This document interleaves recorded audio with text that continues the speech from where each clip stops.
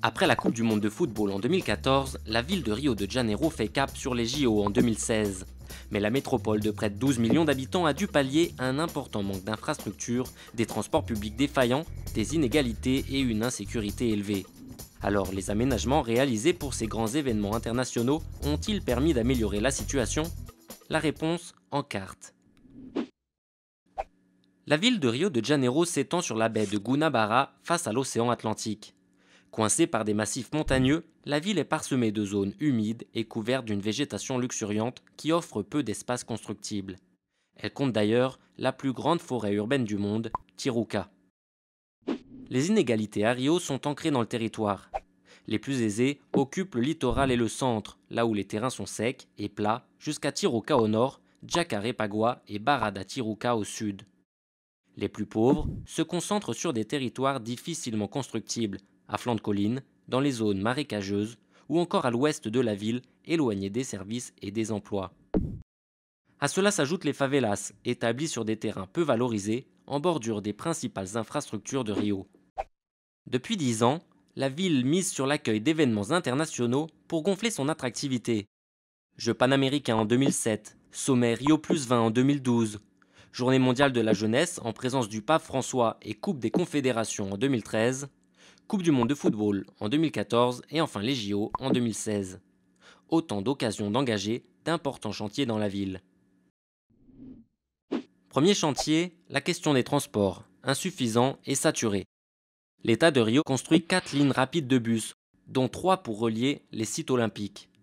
S'ajoute une ligne de métro de 16 km reliant le lointain quartier ouest de Barra da Tijuca au centre-ville en un peu plus d'une demi-heure contre 2h30 en autobus.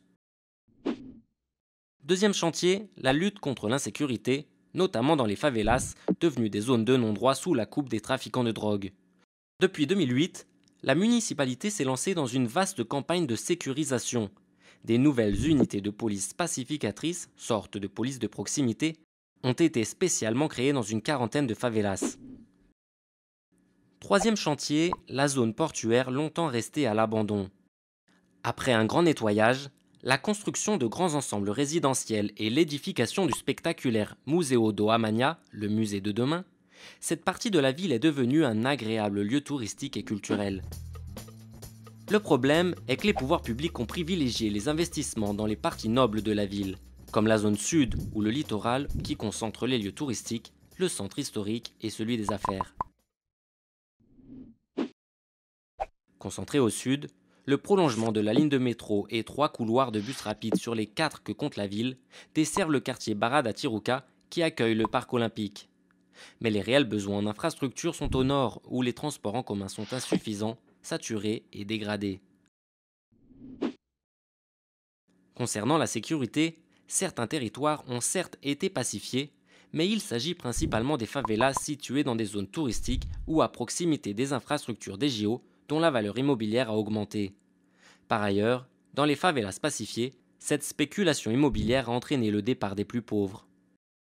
De plus, la ville a lancé la construction de murs écologiques le long de l'autoroute qui mène à l'aéroport et autour de 13 favelas, notamment dans la zone sud. Des murs qui, selon ses détracteurs, visent moins à contenir l'expansion des favelas pour protéger l'environnement qu'à tenir la misère à distance des beaux quartiers. Pour remédier aux multiples destructions des favelas induites par ces vastes chantiers, un programme d'habitation destiné aux revenus les plus modestes appelé Minha Casa, Minha Vida a été lancé en 2009. Confié à des promoteurs privés, la construction des logements s'est concentrée à l'ouest de Rio, là où le foncier est moins cher, mais où les infrastructures et les services font défaut, renforçant encore les inégalités. Avec des événements comme la finale de la Coupe du monde en 2014 ou les JO en 2016, Rio s'affiche comme une ville touristique attractive et en pleine transformation. Mais une fois les visiteurs rentrés chez eux, certains s'inquiètent de voir une partie de ces efforts devenir caduques.